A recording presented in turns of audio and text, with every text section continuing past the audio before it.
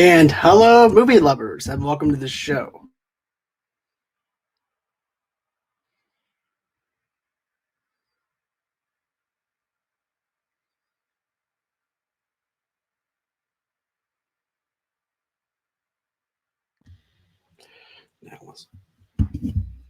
All right, and hello, movie.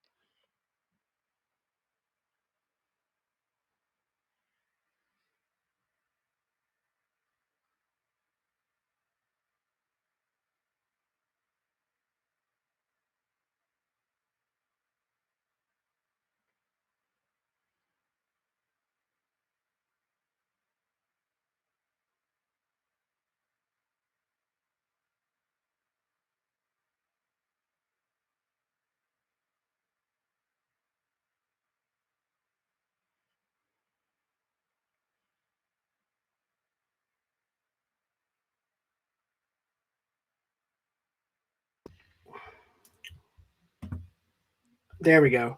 And hello, movie lovers, and welcome to the show. Sorry about that, guys. A little bit of tech problems, but that's okay because I'm with good company tonight. I have Oh, Beth thank with you. me. Hello, everybody. Hi, John. Hey, so tell everybody what your podcast is all about. Well, we are the Made for TV Movie Club podcast. I have a co host named Case, and I've known her for a very long time. We both have a love of television and television movies. So we decided to start a podcast where we would talk about TV movies from the 70s, 80s, and 90s. And we really kind of chose that genre because I think it's an under discussed area of television that you think about in the 70s and 80s we had TV movie events where it was a really big deal to watch television, and it still is today, but it's we watch it differently today than we did back then. And so that's sort of why we chose it, and we love it. It's been a ton of fun. Oh yeah, most definitely. I listened to a lot, some of your episodes and everything. Thank I you. like your spontaneous. I love your spunk and everything on the show. You guys definitely do a great job bringing Oh, the thanks. humor and stuff like that onto your show. So I just want to say welcome to the show, Thanks for having and me. you're very welcome. And we are actually doing our 16 candles review. I do apologize for the tech issues from earlier and everything. So, without further ado, let's go on ahead and get on with the show. Yeah, So, it sounds I know great. that we have a little bit of disclaimer, so we're going to get to that first, and then from there, we'll go on ahead and talk about this movie that I'm excited about talking about. Yeah, me too. We've already kind of talked a lot about it, so I can't wait to revisit some of what we already talked about. But I kind of wanted to start with saying that I wanted to maybe just talk for a minute about the Long Duck Dong character, because I know recently, in years recent, there have been people that have found that character to be problematic. And I found a really great article that I think sort of adds some context to not just this movie, but maybe 80s movies in general, because the humor in 16 Candles isn't isolated from the kind of humor that we had in comedies back then. So I found this article from VH1 called 16 Things Millennials Don't Understand About 16 Candles by Mike McPadden. And he writes that racial, ethnic, and cultural differences made people laugh, and not necessarily out of hate. Exaggerations of perceived racial, ethnic, and cultural traits were commonplace in American entertainment from before cinema even began. All right. So with that out of the way, let's go on ahead and get on with it. So when this movie opens up, pretty I much love it it. opens up into the life of Molly Ringwald, Hmm. into her life. Everything is chaotic in her home. You have the parents going all over the place. Her brother is going in, wanting to beat up his sister.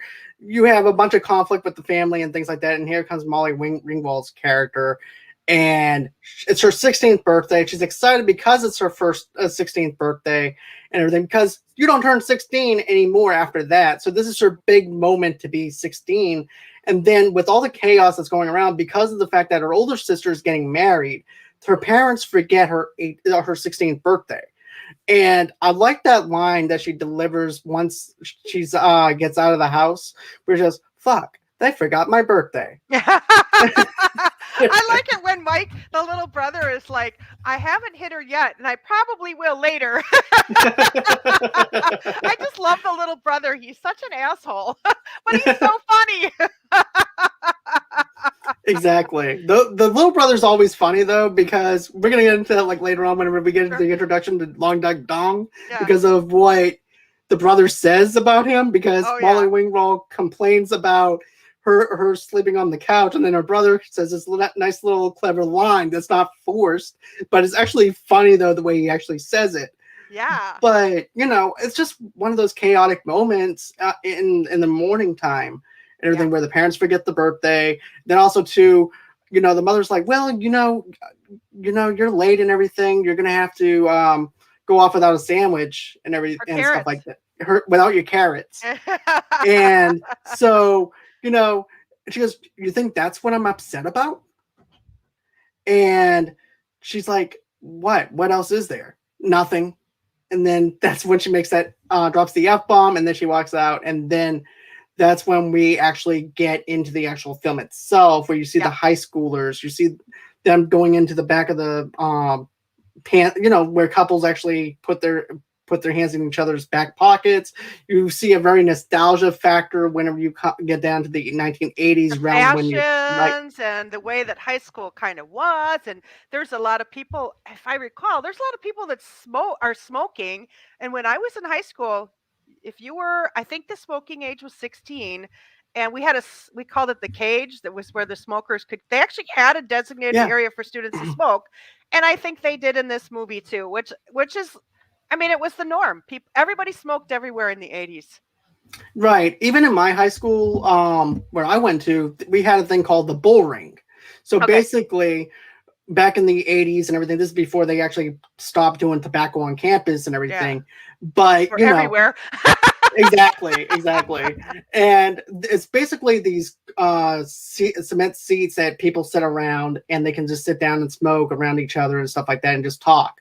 And that's the bull ring. Now it's just more of a come together kind of thing and just hang out on your Yeah. breaks. Like But a community area. right.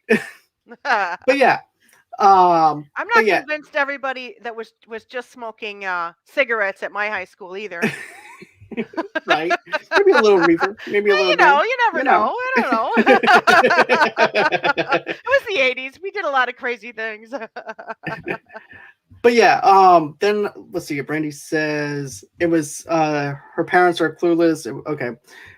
Yep, it was her 16th birthday. We just told how old we are. Yep, how old we are. Yeah, we definitely told how old we were. Well, But I will say that I was 15 when this movie came out. I might have been 14, but I think I was 15, and I turned 16 when it came out on VHS tape, because that was a big deal too back then.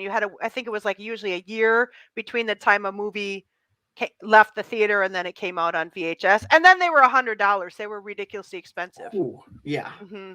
You see, I didn't know about the $100 price tag on the They VHS were tape, all so that was about something new. yeah. Yeah, I mean, not every movie came out on VHS, and there were direct to video, obviously, but yeah, they were about $100 if you wanted to buy a big movie. Some of the probably direct to video may have been cheaper, but Hmm. yeah, they were expensive. Oh wow, I never knew about the $100 price tag on the VHS. So you taught me something new that I didn't know about. Yay! So But we did have rental by the time 16 Candles came out. There were rental store. Blockbuster didn't exist. Little right, mom it and was pops did though. So you just go rent it. You didn't have to pay the $100. exactly. And matter of fact, I did a Blockbuster review for the last Blockbuster documentary Oh and everything yeah. too. And that's actually in that era that you're talking about. But also too, another thing was this. The first time I saw 16 Candles was like maybe I was 13, maybe 14 years old at the time in the 90s, and it was on Stars Network. Yeah. And my mom's like, I saw Long Duck Dong, And she's like, "You need to see this. This is actually funny." So next thing I know, I'm watching it. I'm cracking up. I'm enjoying it. I still watch it because it reminds me of that time my mom told me to sit down and watch this film and everything, and just loving it. That's why I So, love this movie because it is, and a lot of movies are, and I'm sure you feel the same way. They're comfort food. They're yep, comfort food to us, and they make us laugh and remind us of a time when we were hopefully happy, or it taught us something. But this movie really, for me, because of the age that I was, absolutely I mean, I wanted a Jake Ryan. No Jake Ryan came to my house. No, but I wanted one. I mean, we all did. It was the kind of the dream. exactly. you know And then there's also another scene though that I really like is yeah. whenever the teacher's talking, Molly Ringwald is ticked off because of the fact that her parents forgot, and also to her friend is like, "Well, they didn't really forget. They just had a lot going on." She goes, "The same damn thing." Yeah. And then they're inside the classroom, and Jake is behind them, and you know that's actually how we talked. We talked through. We didn't have a cell phone. We That was had texting. Yep, that was texting, instant messaging, email, all in one setting. Where you fold a note, you go on ahead, pass it to your friend. You hope to God that the teacher doesn't go on ahead and take it from you or read it to the class Yes. and everything. And then it's her friend's asking her a bunch of questions. Who would you sleep with? She said Jake Ryan. Who would you go out with? Jake Ryan, Does and he stuff like know? that. Right. No. Exclamation point, exclamation point, exclamation point. And then she says, what does she say later? She'd shit twice and die if he ever found out that she had a crush on him. Exactly. And then next thing you know, what happens? Jake winds up. Her friend's not even paying attention to her at all No. She's because asleep. She's like drooling. and she drops the note, and then of course that's when Jake goes on ahead and looks around and just takes it, and then he looks at it and he goes, "Oh, so this girl has the hots for me. Okay, that's what's up. Okay, I'm gonna Yeah. go And on it's ahead so and funny because she's so different from Caroline. I don't know. yeah, But it's really funny because you don't hear people go, I wish I was Caroline. They all want to be Samantha Baker. exactly." And Samantha is more of your average student Hmm. who isn't the popular girl in school. She's not really, like they said, they even point that out in the movie, is she's not really much to look at. Even her brother says it too, and everything too. She's not really much to look at. But underneath that though, she has a heart. She has a soul. She's beauty in the inside and out. And that's something that I really liked about her character, was the Yeah, fact yeah. that she was someone that we can relate to and want to be Yeah, like. and I think that was sort of the gift of Molly Ringwald as an actress, is that she really knew how to embrace the roles she played, especially in this one. And she did such a, I mean, by the time she made this movie, she's already been in the business for, uh, she started on Facts of Life, so at least 10 years, I think, probably at this point. So she was very seasoned, and she was so good, and just her deadpan, you know, if he ever finds out, I would, shit twice and die, and then just kind of walk off. I mean, she's so good and funny, and she really was beautiful, and but in a really different way than Caroline. And that's kind of, I like how they did the casting. I thought was really good for Oh this yeah, movie. the casting was really good. You had John Cusack in it. You had Jones Cusack, I know.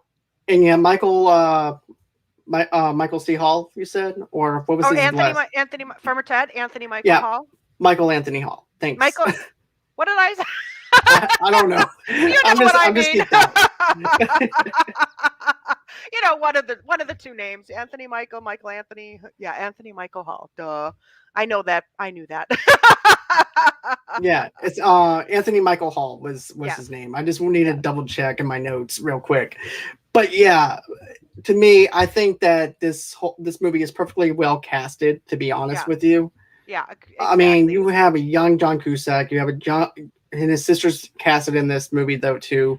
And You it's have one of their right, first movies, I think, those two. yeah, it was their first movie, I believe. Which Yeah. is then later on you wind up seeing him later on in other '80s movies and A stuff like ton of that. them. That John Cusack just right. Yeah. Yeah. But still, the geek was actually one of my other favorite Oh people yeah. that shows up on the school bus and everything too. And Molly and Samantha's just having a horrible day. Yeah. I think it's weird though that they refer to him both as Geek and Farmer Ted. And in IMDb, he's called Geek, not Yeah. Farmer Ted, which I think is weird because I always just called him Farmer Ted. See, I always call him the geek. Yeah, because that's he was both, I guess. Because there's that scene at the dance where Randy, Sam's friend, she calls him Geek. She's like, "Geek, get the hell out of here," or Right. something like that. Yeah, she calls him the geek and everything. Yeah, And that's what I knew him as, was the geek. Because even in Turner Classic Movies, that's what they called him when they were yeah, interviewing him, was yeah. the geek.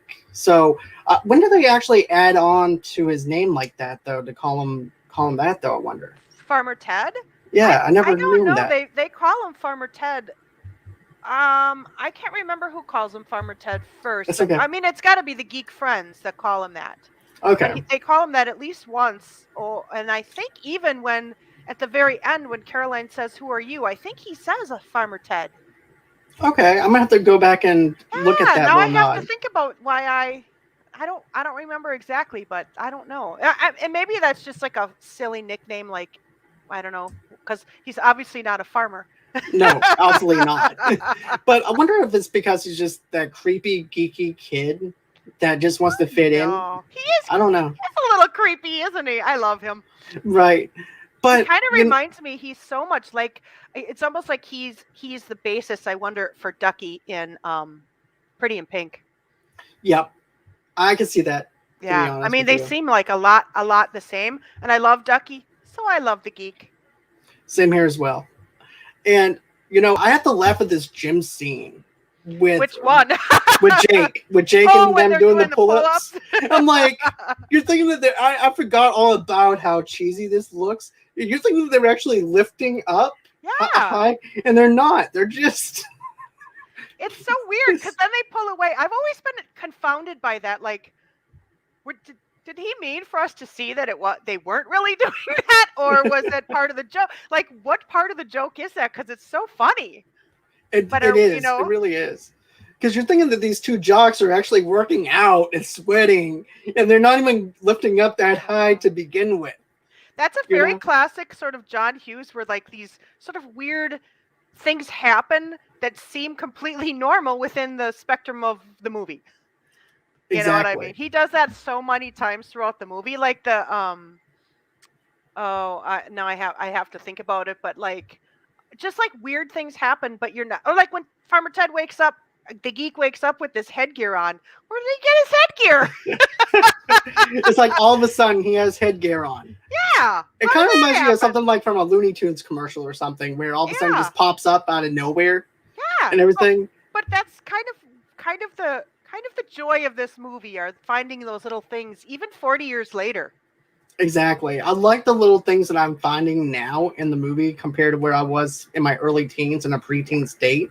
Because you Yeah, don't think about stuff like that when no, you're watching it and everything, because you're there watching it because it's relatable to you, because of the fact that you have friends that are like the people on 16 Candles yes, and everything, and you're not paying attention to like little small details like you no, are when you're an adult, and then you're catching on to certain things, certain jokes that you never would have actually caught on to yes, until like later on. yeah, So I feel like with every John Hughes movie you can catch certain things that later on in a certain time of your life when you're an adult, and like, oh, okay, so that's where he was going with this joke, or with this is where he was going with that. yeah, So it's just awesome to actually have a movie to where you can pay attention to little small details and have a laugh and then move on to the next scene and everything. yes. And it's really refreshing. And then also too, I like how Jake just asked his friend, he goes, so what do you think about Samantha Baker? And he just says, what about her? Yeah, I don't really think about her. What, yeah. did you go out with her? For how much money? But I mean, that's the funny kind of thing about this movie is that like I mean, and that's why 15-year-old girls like myself love this movie. And like you were saying earlier, like finding different nuances. Well, I didn't focus on any of the other humor. I just wanted to see how she got Jake, or did she get him, when I was that age. But like that kind of thing. And you realize, I guess, she's not popular, she's not beautiful like Caroline in the traditional beauty. And so the friend is like, why would you even want to go out with her? That seems stupid. Right. She's not even on the same level as you are, basically, is what he's saying. And Exactly. but you know what though? That's good though, in a way, because opposites attract. And Mhm. you don't want to date the same kind of person that you are. It makes it boring, Yeah. and that's what I feel like what Jake is doing. He's like, I've Yeah. been with the most popular girl. I Yeah. know what I'm getting with her Yeah. because she's like a carbon copy of myself. Yeah. With this, it's something new that Yeah. I want to be trying to be with. I'm tired Yeah. of doing the everyday popular thing that everybody thinks I want that I'm going to do. That's Samantha, right? society. That's another thing that John Hughes talks about a lot in his teen movies is what society expects of you.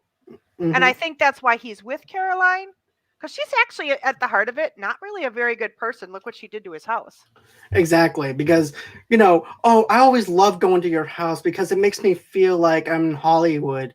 And I'm not going for verbatim on that, but Yeah. it makes her feel like she's empowered Yeah. and everything, and that she lives there because his parents are not there, so therefore she can do whatever the heck she wants because of the fact that she's Jake Ryan's girlfriend Yeah. and everything. And Anything goes. and that house is magnificent. Who wouldn't Hmm. want to live there and pretend there's somebody else and drive around in a Porsche and the was that a Rolls Royce that Yeah, Roy's. he ends up Yep. driving?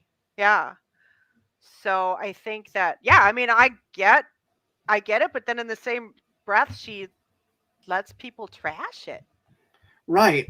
Disrespectful to him, to Jake, disrespectful to the parents, and not caring about who she hurts Nope, and not at everything. And all. as long as she gets what she wants. Yeah, exactly.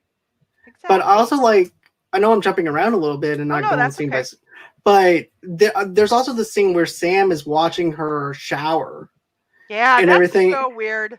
It is. It definitely is weird. But at the same time, I'm thinking to myself in a 2021 kind of vibe situation because I'm like, okay, girls probably now look at each other and be like, you know what? I wish that I could actually have her body Yeah. kind Well, of thing. I think Or like at the very beginning of the movie, she's kind of like looking in the mirror like, so I mean I don't think what she's doing is like abnormal or anything. I just think it's just it's just weird. It's sort of shocked you all of a sudden because you're like watching this and then there's like that happening. exactly.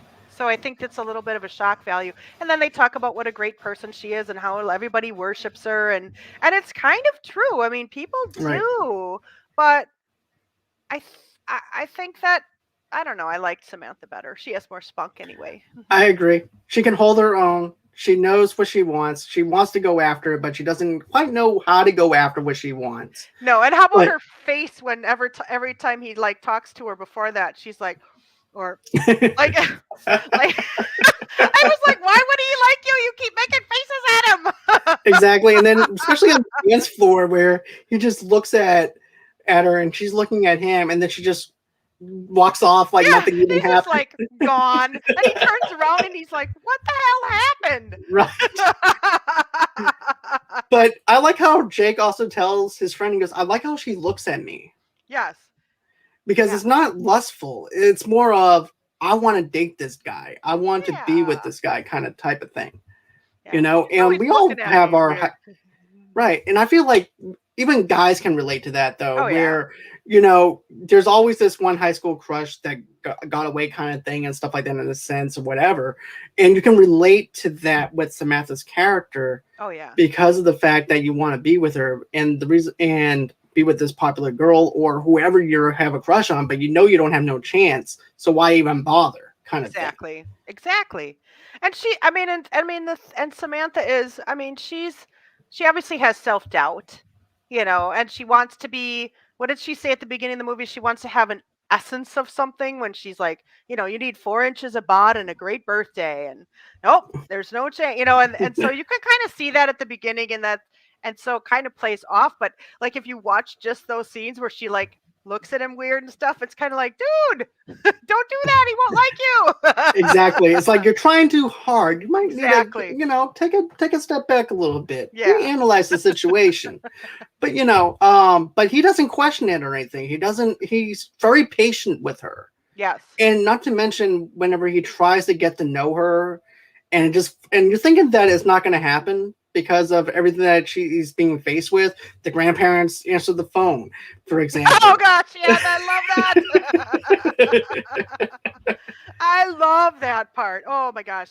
You hoodlum. You dirty. What does she call him? A dirty hoodlum? Yeah, you dirty hoodlum. I know what you want. You just want one thing. And he's just like, Samantha, what are you talking right? about? Samantha doesn't want any likes of you, so she's not going to date you. She has no interest in you, and then hangs up on him. And he's like, "What the hell happened?" And then also too, another funny part, like I was saying, with this, whenever finally Samantha goes back to her home, that's when she realizes that she has to sleep on the couch. She's already having a crappy Oh yeah. day. Her, and then her, then next thing you know it, she goes, "Oh, you're gonna have to sleep in your room. Well, on the couch. Well, what about my brother's room? Oh, Long Dog Dong is gonna be sleeping in your brother's room." She goes, "Who is Long Dog Dong?" And then, she starts complaining about it and everything. And the brother looks at her, goes, "I don't know what you're complaining about. I'm going to be sleeping with a person named after a horse's ass." I'm like, oh my I mean, God. that kid is so funny. He Yeah, is. he's like, the dad, where'd you learn that? School. Oh, good, I'm getting my money's worth. My tax dollars are actually coming through. Oh gosh, yeah. And what about those grandparents? Oh, look, she got her boobies. That My was grandmother, I awkward. can't believe my grandma felt me up. It was so funny. And then Right. I think one of my favorite scenes is when the one grandma, I forget Howard and um Dorothy, and Helen is smoking that cigarette that's like really long, and she's got the spatula under there waiting for the ashes to drop, and they're making the breakfast. That's so funny. It And she's is. like, It's "Oh, breakfast is served." That ashes. cigarette's gonna fall off of that and right into her food. Man. But we can all relate to something like that. We always had someone that would actually smoke and around food and things like that during that time, and hopefully the ashes don't get in the food and all. But One yeah, thing I really liked is that John Hughes made a really big effort to make all the grandparents as well. He does he's really good at creating characters, but they're all very interesting in a super annoying grandma way and grandpa way. Like they're so annoying, but they're so good. They're just like great characters, and definitely so different from one another, which is what I think adds some of the humor. agreed. Because here's the thing: we always have a grandmother or grandfather that's like Samantha's grandparents, right? Hmm. They either want to pinch your cheeks, they want to see how big you've gotten, they want to pick you up, they want to do other things that you don't want them to do, and everything. And that's No. one of them. So, Yeah, and take over your room when a boy right. calls and then you don't get the call. Right. And then she also has her own phone line, which I had my own phone line because of the internet with dial up. So I was able to relate on that level at that time. Yeah, I did not have my own phone line, but I wish I had. And I mean, that they were probably just starting not too long before that, having separate lines in your room. I don't even know, but yeah, I did not have one, and I was jealous. I was jealous about everything in this movie. Right. But now we're going to get into the whole dinner scene. Finally, we get into the whole entire dinner scene and everything with Long Dog Dong and everything. And there was a joke at the dinner table about the Gra- grandfather. Grandpa's hyena. Yeah, grandfather's. Oh my God. Grandpa's I'll let you hyena. go on and go into that scene a little bit. I mean, that's so funny because, and I can't remember exactly what he's saying. He's like, "Oh, I get to mow the lawn and I get to do all these things and I, whatever, and to help Grandpa's hyena." And then Mike, the brother, is like, "It's hernia." And then Samantha's had enough. She's like, "Can I go to the New Faces dance?" Like she Just doesn't even want to go to the dance, but she needs to get the hell out of that house. right, and then he goes, yeah, but you have to bring Long Dog Dong with you. And then all of a Yeah. sudden, I like how the dong Yeah. goes Well, off. and then it's funny because as soon as they get to the dance, he's got a girlfriend. Right, and And that's a whole different, like, I mean, and that's John Hughes though. That's what he does. He's like, "You're at the dance and now you have a girlfriend." It's just so funny. It is. It definitely is. If you think about it like that, because you're thinking that this foreign exchange student that they have is gonna be around her all through the dance and everything. And Samantha doesn't want to deal with him. She's like I said, she's having a bad day, and that's like the last thing she needs is someone to crowd her day because her day has already been eventful enough without having anybody with her. Yeah. Yeah. And then having Long Dog Dong, and then he goes off and does his own thing, which I'm glad that they gave him his own adventure to do because I Yeah, feel like I think that was really good. A really good way to keep it funny, but also just give it a little brevity and humor. exactly because I feel like everybody, all the characters got their screen time. As big as this movie is, Yeah. the characters got their screen time and the way they need to actually have their screen time. Agreed. Yeah. And having Long Dog Dong do his own adventure, seeing what, and they all meet up in one location, anyways. Like later on at Jake's party and everything, Yes. anyways. Yeah. So Yeah, and we don't know how I'm trying to think of.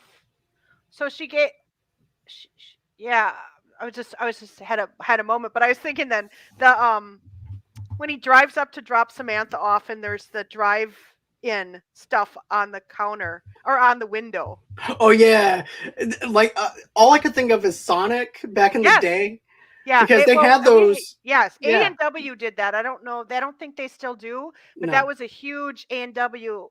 I don't know if you know what that is. I don't know if you have them down where you are, but no, we have they're the same Sonic. thing. They're basically the same as Sonic, only they were 70s and 80s. They were Okay. big on, and so you would drive up. Now today they still have them, but they're just go and sit down. But you would drive up and they'd bring the food out to you. You order in the Mm. intercom. You see, with Sonic, they still have the drive up where the person will come to Yeah, your window, but they yeah. don't have it where the tray is hooked to your window. Where you have to crack the window up a little bit to where the tray can fit fastenably on that window. Yes. If it doesn't, if all your food goes down on the ground, Down. And I was thinking that when I was watching it again, I'm like, I wonder if like somebody that's never been to Sonic or A&W would know even what that is because we no. did. It was just the way that things were done back then. But oh my gosh, when we would go, my dad would be in the car chain smoking and passing the food and we'd be like, don't ash in our food. That was not maybe as fun as it looked. Right, not looking back now. Especially if it was hot out, your car was off, and the bugs are coming in, and Yeah, oh, good times. fun times. But yeah, I that can actually, to be honest with you, I can still relate to that scene though with Long Dog Me Dong, and too. he just drives off, and there's the tray on it, and then he crashes into the other person's car while they're having sex, and then I love that scene, and if you're not watching carefully, you miss the couple in the back. right, and this is my first time noticing the couple in the back. Oh, And really? everything. Yeah, so the couple are in the back having sex and everything, and then I like how Long Dog Dong just has all the confidence in the world because now he has a girlfriend. He Yeah. has a cigarette in his He's like, hand. come on. He Goes, kicks that. She kicks that door closed, and they're like, "We're out of here." And then they're on the bike, the exercise bike. yeah, and Whoa. then that's whenever the ceiling crashes down, Yes. and then they find out that there's actually wine in the wine cellar, so they wind up getting drunk off the wine. That was a really good wine cellar. I'm kind of jealous. I'm not gonna lie. Yeah, they probably have some pretty good stuff over there, to be honest with you. It's amazing that like I mean that's another whole John Hughes thing though. Like the thing falls through, nobody gets hurt. There's a party suddenly, and there's hundreds of people and all the beer and pizza in the world. Exactly. And then, another thing that that I find that's actually funny though, you have that going on. Then you have the downstairs area where basically Jake doesn't even want to be there No. or anything like that. He's thinking of Samantha the whole time. He's miserable at his own party, even though it's not actually his own party. It's his girlfriend's party that she's Yeah. throwing at his house. Yeah. Then you also have the geek that shows up because don't forget, he also interrupts her, Samantha, whenever he's dancing. Yeah. When she's dancing, trying to get to know Jake and everything and stuff like that, and she just randomly just shows up, starts dancing with her. That was so funny. Just like I couldn't even do it if I wanted to, but it's No, so funny. And I think that when he shows up at the party with now I forgot John Cusack's character's name and his I guess that's I his do too. brother, right? I mean, technically, I mean, because they're at the same house later, so I think they're brothers, but maybe they're just having a sleepover, who knows? But That's what I was thinking. I was just thinking a yeah, sleepover, to be honest yeah. with you. And I actually was thinking, this is so stupid, but I was thinking, well, maybe that's how Geek got his retainer when they went back to the house. That They makes were just sense. going to have a sleepover, but he never went, kind of thing. I don't know. But when he's like, okay, now be polite to his parents. And then they open, and then Long Duck Dong opens the door and he's like, woo! And there's just this huge party behind him, and then they knock the beer cans over. Yeah, they knocked the bear cans over. It is just total chaos at that house at that Yes. point, That and everything. the beer cans though, that's in a lot of 80s movies. That's not the first or last one I think that No, happened, but it's funny. right. Just the delivery of how they do it, though, is what makes it comical I and everything. agree. And You I can like do something. This yes. is my take on it. You can do something in another movie and do it in a movie like 16 Candles. Yes, it's different, but it's the delivery on how you handle it and the placement Exactly. of it and where the characters are at when it happens Yes. that makes it funny. Yes. Oh, we should probably also talk about, since we're talking about the party, Caroline and the hair. Yeah. So I'll let you while do he's that one. okay, so while Jake is calling Samantha's house, he goes to close the door, and Caroline is very drunk, and he closes the door, and her hair, the back of her hair, catches in the door. And since everybody's so drunk, nobody thinks, "Hey, let's just open the door and let her out." Her friend is like, "I'm gonna help you," and she goes and cuts her hair. And Caroline is like, "Thank you so much." Like she just did her the biggest favor, because I think if she was sober, that wouldn't have quite happened that way. No. But it was so funny. And then later on, she obviously, one of the things that's always bothered me about this movie is later on she doesn't remember it, but she holds up this wad of hair and it looks nothing like the same color of the hair. It's supposed to be her hair, but you can clearly tell it's not, because it's not even the same color as her wig. Right. Which, by the way, I think that was a wig. I was gonna say that the sister, I think it was the sister that actually has red hair in real life, and she had to wear a wig too. But she would have had to wear a wig anyway because all of her hair was cut off. But Okay. it was just such a funny scene, especially when she dropped the pearls. And now I'm trying to think of the actress's name who played her friend, because she later went on to be in the Lost Boys. And Really? Okay. I'm pretty sure it's the same actress. I just can't remember her name. Oh Um, wow. That's I actually one think of my other favorite movies too. I think she plays, is it Star?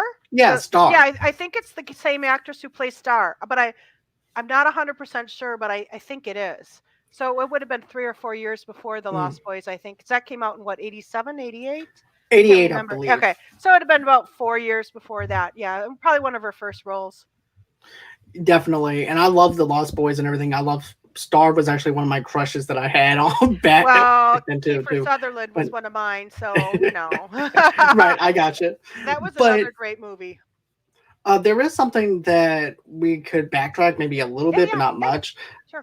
But there's also the part. Oh no, no, no, no. There is a part where with the underwear, where basically the geek has to Oh, show the underwear to his friends and everything. And I like how he's actually talking about um, basically what it winds up happening is this: he winds up charging people to see him hold up these underwear, and he goes, "Well, what grade are you in?" His friends are saying, yeah, "Well, what grade are you?" that's He goes, so funny. "I'm a freshman." Okay, you can come in. $12. And Yeah. so the next thing you know, is see the geek. He kicks open the stall, and then he holds up Samantha's underwear because they said that you had to get her underpants to say that he actually got laid and Yes. everything. So Samantha and winds up giving him her underwear because of the fact that she wanted information on Jake and everything, and that's the only reason why she even did it in the first place. Otherwise, she would Yes. have said no. Yes. Yeah. And I love that scene where she actually like agrees to give him, when he comes in and he knocks over the all those tools in the shop, and then they have that kind of conversation, and it's kind of a nice moment where they're like becoming going to become friends, even though she just walked away from him dancing a couple minutes earlier. I like that. I think that they probably would have had a really nice friendship after the movie ended, or at least I would imagine it, because at the heart of it, the geek and Sam they had kind of the same heart. You Yeah, they know, did. they were both really kind of nice people, I think, even though, they're still finding their way in the world. They didn't know yet who they are, or I think that's part of the beauty of this movie is that John Right. Hughes really wrote those characters so you really understood that. But I mean, even the underwear thing though, he handled that pretty well. I mean, it was funny. I mean, I guess maybe Right. some people wouldn't think it's funny, but I thought it was funny. And then he like gives them to Jake later, and he's like, "Whoa, what's up with that? Like, where'd you get these?" I think Right. I was gonna say, I think my favorite scene in the movie or at the party is when at the very end when everybody's gone and he looks down at the table and he kind of moves the magazine, and then there's the geek like because he's in the table. Right. And the glass. Yeah. Because it's one of those glass tables. Yes. Help me. And then he's like making martinis like a pro. Right? Like he was part of James Bond or I was something. like 45 before I knew how to make a martini. Right? Like he just got done watching Cocktail with Oh Tom yeah, Cruise. sure. Yeah, Elizabeth Shue. Yeah, Right. exactly. Maybe he did. Right. And he's like, I got this. I'm gonna make He's this. just like talking about Sam making it. He even like put the garnish on. I like how chill he is though. He's like he has a smoothness to him. He's like, okay, well, tell me more. Yeah. He's a geek and he's like kind of out here, but he's also super chill, especially when he's talking to Jake. Yeah. They're pretty chill about it. But I think we also should talk about what the hell is an oily bohunk? I don't know. That's Isn't that funny? I've never heard that term ever before or since. me either. And I guess I should say I'm referencing Jenny, this Samantha's sister who's getting married. They keep talking about she's going to marry an oily bohunk. Rudy you're right. Rizchek. Or is it Rizchek or Ricecheck? Rice check, I think. Yeah, Ricecheck. I think the dad says Rizchek and the mom says Ricecheck. Maybe that's a slang term for marrying somebody that might have money. That's a Oh, part of the industry or something, I guess. that I could don't be. know. But the sister's like, have you ever had a man love you? Not for 6 whole months at a time. And then Oh, also too, another funny thing that happens. You see, I always thought this scene with Jake and the geek were talking. yeah. I always thought that was like the next morning.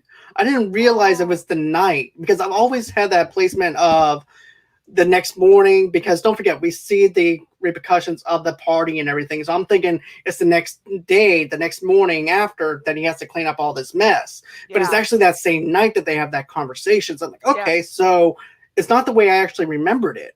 So I think I like it a lot better during the nighttime because it gives him a chance to process all the information the geek is telling him and then act on it later on during the morning time versus going into it in the morning time, trying to clean up, seeing the geek, and the geek goes on and tells him everything, and then he has to rush through it and try and win Samantha. This Right. way, he has a way to actually settle on it, talk just to go after he gets done talking to the geek. He makes him go in and take his girlfriend, his soon-to-be ex-girlfriend, home and everything, Yeah. and he's able to just lay on it for a while Yeah. and process the information that the geek gave him and Yeah. then decide if he wants to go ahead and pursue her or not, especially all the inconvenient stuff that happened before that. Yes. Agreed. Yeah, and I think you're right. And I mean, it's hard to say what part of the night it is too, because I mean, all this happened in such a short period of time, like the giant party, and then the wedding, because everybody's rushing out. Because then we have the chaos in the morning of the wedding, so it's sort of the same chaos with more people. And then Ginny is took what 4 tranquilizers. So Yeah, they're trying to just get her to be able to stand up. That's so funny. I love it when she's walking down the aisle and she's like ringing that lady's bell on her hat. She's like, yeah, "Ah," and she's snapping and she's like, I mean, it's so funny. It's it just so is. funny. I just love And it. you know what, though? I didn't realize that she actually sits in the aisle in the church where everybody else is supposed to be watching her get married. And I'm like, okay, I didn't know. I forgot all about that scene. And then she's also messing with the person's hat and Yeah. everything. That scene was hilarious. What's so funny about that scene is everybody's acting like it's completely normal for this woman to be like acting like a stone totally out of her mind. Like they're all still like, "Yay, they're getting married, yay!" And nobody's like, maybe we should give her some coffee or something." Right. That's what I And think is so funny about that. this is also something that I didn't think about. Bachelorette parties and everything wasn't the biggest thing, I don't think, during that time either. No, and they didn't even have a rehearsal dinner, which you do No. today. They went out with the to the club with the rice checks, and they didn't even have a rehearsal dinner. Right. So that's something that I would have been questioning. Okay, why is she high? What is going on with this woman? Why is she acting the way she is? And then all of a sudden, in the church, though, too, her father goes, "No one's going to know that she's on her period." And, It's so funny. and then, Oh, go oh, ahead. I'm sorry. Go on ahead. I'm No, not. I I didn't was mean to just gonna interrupt. say, and then the woman that plays the um not the piano, what's that called?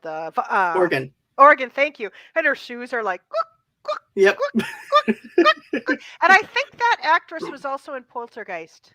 Yep. She was. She was in That's what I poker. thought. Yeah, she did a great job. That was a scary movie. But Yep. yeah, I mean, that was that wedding scene is so funny. And then at the end, when she goes out and she's still like loosey goosey, and she takes the hat from the driver, and their new husband is just like, yeah, this is normal. Wave goodbye. Like he's having a grand old time. Like he's probably drunk anyway from the night Right. before or whatever. But it's just so funny because it's unexpected. The reaction of other people is so unexpected, and that's what I think is makes it funny. I agree with you. I agree with you on that.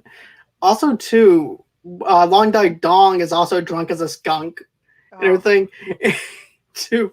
As a matter of fact, that night with Jake and everything, when that scene that I was playing earlier at the very beginning, when he jumps out of the tree, he goes, "Hey, girlfriend," and then he jumps out, and Jake just watching falls. And then the next morning, the grandfather's just chained of Long Dike Dong for getting drunk and everything. Yeah, and he's like looking at him, and he's like, "Dong, dong, Dong. dong," and he's just on the ground laughing, like, "Oh!" And they just leave him there. Like the neighborhood must be like, "What is happening?" There's a dude just laying in the grass next door, and they're Right. just like, "Well, we got to go to the wedding now, so whatever." And then when Jake comes to the door and he looks through, and he's like, "You beat my face." You beat my face. Slams door. Goes, "Where's now?" And I like it when he goes, "Where's Samantha at?" "She getting married." "What?" And married. he goes, "She getting married." "What?" She's at the church. "She's at the church." Marrying And and then he says, "Marrying an oily bohunk." So he said it too. right, And then Jake is like, "What in the hell are you talking about?" right. I bet he was thinking like this, man, this girl moves fast. Right? Because it goes from Oh. my girl would my granddaughter would never date the likes of you, and then all of a sudden it's like, oh, she's getting married, she's going to the church. It was so funny. That whole I don't know, the whole movie is funny. I think Mhm. one of the things I do like about this movie, it's very fast moving, and there's no scenes that aren't like important to the main plot of the movie. I There's no agree. like tangents that are like, "Oh, I hate this part." Right, everything is lovable about this. Not only that, but there's no side plots either. No, Like I and I think said, that's great. right, because even you can actually count maybe the Long Dike Dong as a side plot, but actually it's not really because it No. connects in with the party scene, like I said before. So Yeah. you have the connectivity and the cohesiveness of Yeah. that. And I would consider him a central character to this movie, actually. I think he is because without his character, a lot of stuff won't happen, and the stuff needs to happen in order for Jake and Samantha to even get together, you know. Right. So I think it's and plus, everybody's rooting for him. He's awesome. Who doesn't love Long Duck Dong? Everybody Right. loved him. Well, maybe not Mike, but Right, exactly. But then Jake shows up at the wedding and everything, and I loved how you have. It's like John Hughes is like, okay, we're done, wrapped up. We wrapped up. The sister's getting married. Let's move on and let's get her out of the way. Now we have the Jake scene. But before the Jake Oh, scene, we getting have the goosebumps thinking scene about it. where the geek is Oh, at the they're church. at the church and everything. They're passed out and everything, and basically they're questioning their own motives and everything. Did we do what I think we did? Yeah, probably. But there's no evidence as to knowing if they did anything or not or anything No, like that. no, Here's the thing. I think they were just both drunk enough to where they just passed out I and do nothing too. happened. I agree. I agree. I think it's just the innocence of it. I agree. I think that I I don't know what he was intended when but Farmer Ted said what happened. Neither one of them remember anyway. Right. But Right, exactly. I don't think I don't think it's anything. But No, no, I think it's absolutely really not. funny when Geek says, "Where are we?" or whatever, and she says, "We're across the street from my church," and he Merch. goes, "You own a church?" Which is no surprise though if you think about it, because this girl has money, so therefore she could probably own a church. She's like Right? Bruce Wayne. It's just so funny. And then actually I thought the breakup between her and Jake Mhm. was nice. I mean, they were very nice, kind about it. And I think I'm glad that that happened that way too. I think they needed to, in order for everybody to root for Sam and Jake, you had to have the breakup. It Yes. had to happen. And I loved how the breakup happens. It's like, what we once had is just not there. It's just not clicking. And I see that you're happy with the geek and everything. And it's, you know what? It's funny that a popular girl like her would fall for the geek, but it's also the same sense that Jake falling for Sam though too. Yeah, I think there's a central theme there that it doesn't, and even with Long Duck Dong and his girlfriend, who they call Lumberjack, I think, in the movie. But Yeah.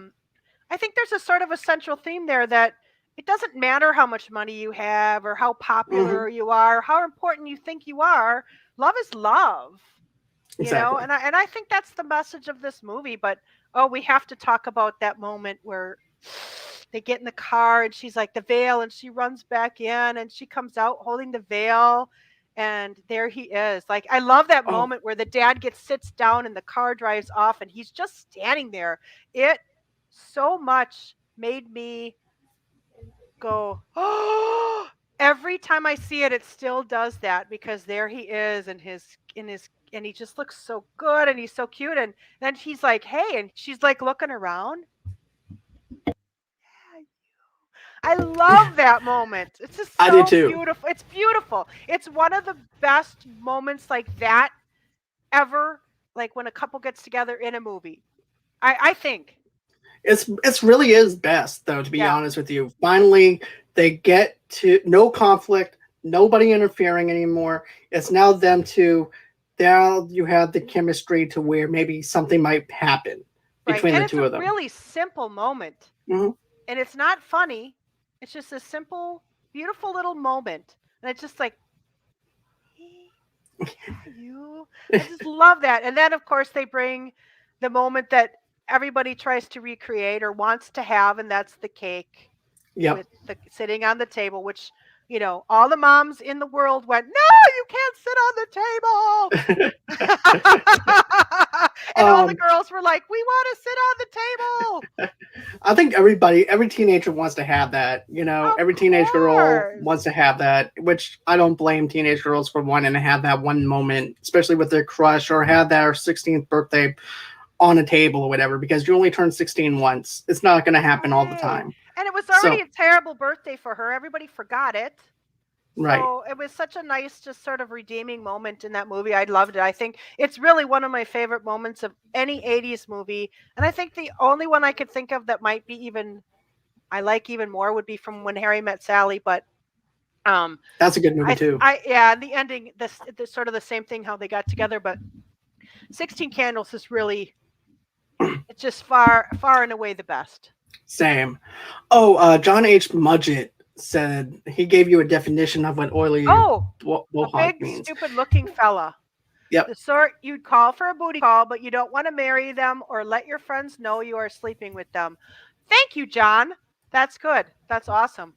And by the way, you guys can actually pick up John H. Mudgett's book and everything on What? Amazon. Yeah, What? it's called "Crazy Is as Crazy Does: A Life of a Serial Killer." Oh, great. Who is it about? It's actually a fictional character named John Oh. Goodman, Oh. and it's set in 1955. Basically, he runs into other fictional, other true people inside 1955. Like he runs into Ted Bundy, he runs into the lead singer of the Doors and stuff like that. Oh, wow. That's really cool. I'm gonna have to check that out. I love a good book. Yeah, I love it. I'll pass the link to you after the show and everything Yeah, if you that want to would be check it out.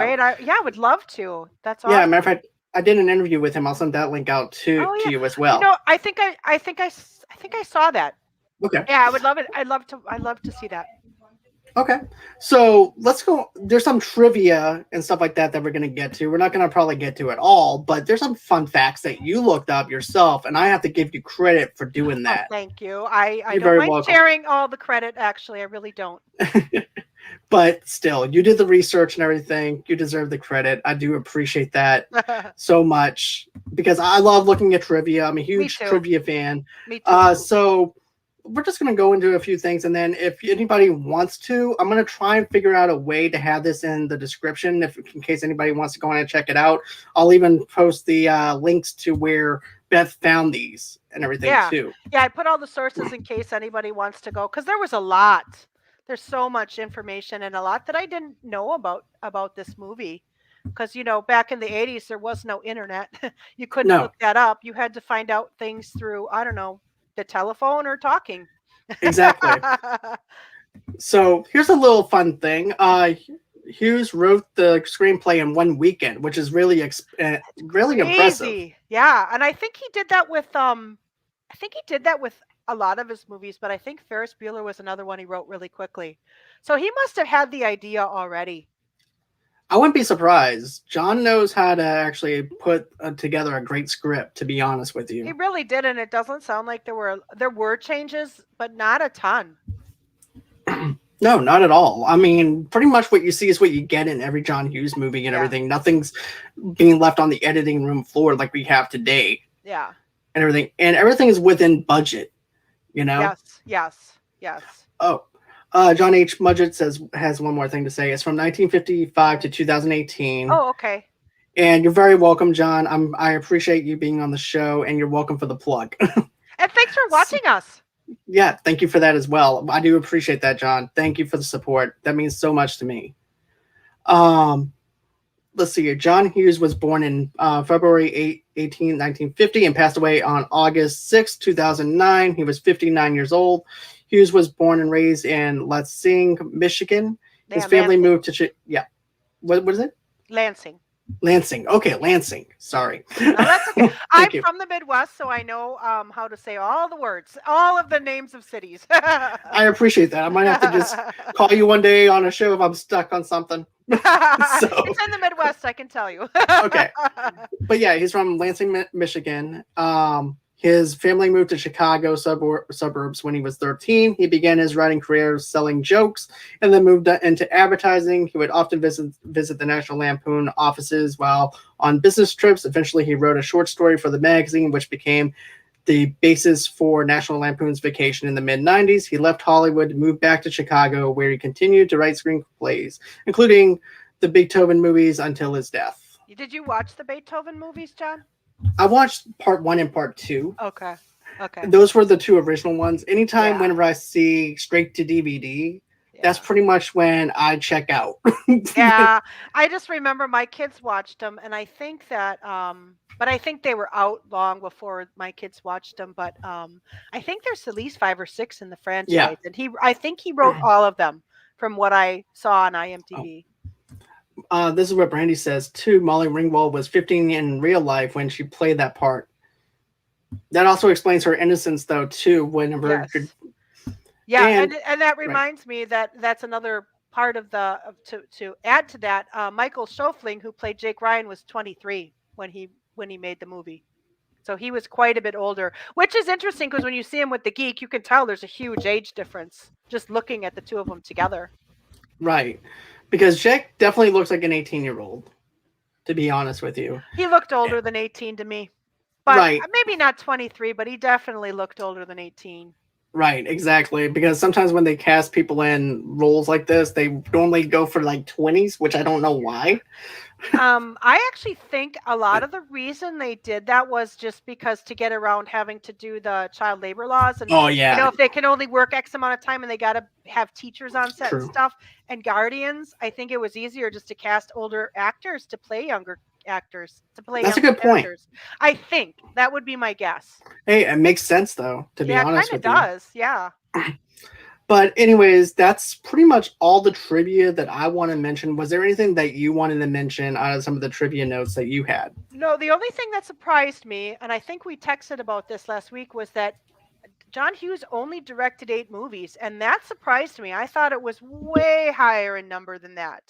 So I thought that was an interesting piece of trivia to Same know. here as well, because it Yeah, seems like his filmography is a lot bigger than what it is, right? Because we're so yeah, used to seeing Uncle Buck, yeah, we're so used to seeing Ferris Bueller's Day Off, and the list just goes on, 16 yeah, Candles.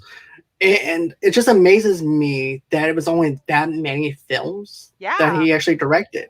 I thought he directed most of the films that he wrote, and I don't know where I ever got that impression from, but it really surprised me when I was doing this research, and I was like, only 8? How is that possible? Of course, they're 8 of my favorite.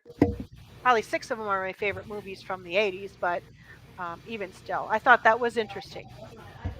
Yeah, and I think we talked about this a little bit too. I met at a a book signing. I met Andrew McCarthy, and people were asking about Pretty in Pink, and he actually mentioned, and I didn't know this. He's like, "Yeah, Howard Deutsch directed it, not John Hughes," because people were asking as if it was John Hughes directing. So that's kind of how I got the idea because I didn't know that. And Howard Deutsch, he directed a fair amount of films. I think he's still directing today. He's married to Leah Thompson, who was in Back to the Future, and Okay. yeah. So, and I think so. He must have also directed a movie called, um, oh, now it's escaping me. Um, Never mind. I'll have to. I can't remember it, but it's one with Eric Stoltz. We talked about it, and you hadn't seen it, but it was one of my favorite John Hughes movies. But it Okay. was directed by Howard Deutsch. Leah Thompson is in it, and I think that's how they met because they're married today. Okay. So, where can everybody reach you at if they want to go ahead and follow you and all that other good stuff over We at are your on podcast? Instagram. We are on Facebook. You can actually just Google us at Made for Me TV Movie, Made for TV Movie Club Podcast. Well, we have a hashtag. You can also hashtag. I'm looking at it because I wrote it down. MFTVMC Podcast. So Made for TV Movie Club Podcast, and that's how you can find us. We're all over the place. Okay. Well, I do appreciate you, Beth. I appreciate you a lot on everything you do on your podcast Oh, thank and you. everything else. You guys Thank do you for such a good having job me. over I'm there. so happy to be here, and I hope that you invite me again because I had a Oh, great of time. course. I enjoy this, Beth. I enjoy this a lot. For Me too. those of you're very welcome. It's so great to actually hear somebody that loves 16 Candles as I much as I know. do and loves the not I 80s know we like nostalgia. a lot of the same movies, so I think we'll have to talk again for Yes, sure. definitely. We have a lot of 80s stuff to We cover. do. We do. Matter of fact, I did Beetlejuice last week. I listened to that So episode. Yeah, that was a awesome. Thank great. you. I was such a good episode, but it it was fun because I hadn't seen the movie in a while, so I was like, oh yeah, I forgot about that scene. Oh yeah, yeah. Oh yeah, gosh, yeah. So yeah, it was a great episode. I enjoyed it. Thank you. So, guys, if you guys want to, go on ahead and follow me on Facebook at Movie Lovers TV Lovers Unite over there underneath the same brand name on Instagram and on Pinterest as well. Also, too, guys, we are actually doing a little bit of a benefit thing for St. Jude's right now. We're doing a charity event for Cincy's. I'm actually teaming up with Two Blur Girls podcast. Go on ahead, get yourself a Cincy. All of the proceeds go over to St. Jude's Hospital for kids who have cancer. So go on ahead, do that. Click that link below. Also, too, if you guys want an audio only episode of this podcast, of this episode, and many things that we do here at Movie Loves Unite, just go on ahead and get that where you guys get your podcast from. But also, too, rate us on Good Pods right now. Because right now we've been number one for last week and this week on Good Pods. Thank you so much. Hey, And keep on rating us and everything. Tell us what you think about our show over here at Movie Lovers Unite on Good Pods. Because here's the thing.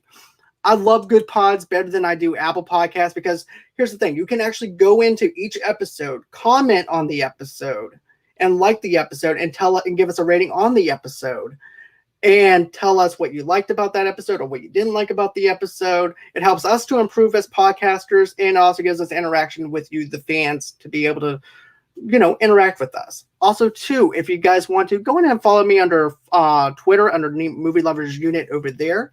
And of course, we do some shows on stereo as well at Movie Lovers Unit over there as well. And then, of course, if you're a sponsor would like to get in touch with us or anything like that, just go ahead, email me at movieloversunite@gmail.com, and that's everywhere that you can reach me at. Right now, my domain is actually closed as far as the website goes, but I'm working on getting another domain later on. So as far as movieloversunite.com, there's actually a Wix website that you can go to, and that's going to be the new updates and stuff like that. So just go ahead, type in Movie Lovers Unite, and the Wix account will actually show up instead of .com, but that's perfectly fine. So yeah, here's the thing. Do you want to try and do Pretty in Pink next? Me? Talk about Pretty in Pink? I would love that. Yes, okay. Of course. So, I'm so on board. I'm excited. Awesome. I'll try and set you up sometime next month or maybe sometime around that area.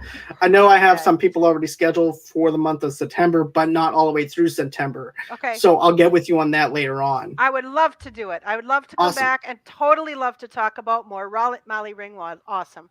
Okay. Sounds great. I'm looking forward to it. So guys, thank you for being a part of our show. Thank you, Beth, once again. And everything for joining me. Thank you to everybody that's been watching. I do appreciate you guys. And another thing though too is tomorrow night, Charlie will be back on the show with me tomorrow night at 8 o'clock Central Time, 9 o'clock Eastern, 6 o'clock Pacific Time. We are going to be doing the Arnold Schwarzenegger filmographies, just talking about our favorite Arnold movies. Then Friday night, I'm going to have the Boston Badass from the movie Trivia Schmodown coming in, talking about the remake of the 2009 film Friday the 13th. And that's going to be at 8 o'clock Central Time, 9 o'clock Eastern, 6 o'clock Pacific Time for that one. So join us. I hope everybody has a pleasant night, and I can't wait to do this again, guys. And bye-bye. Bye. See you guys.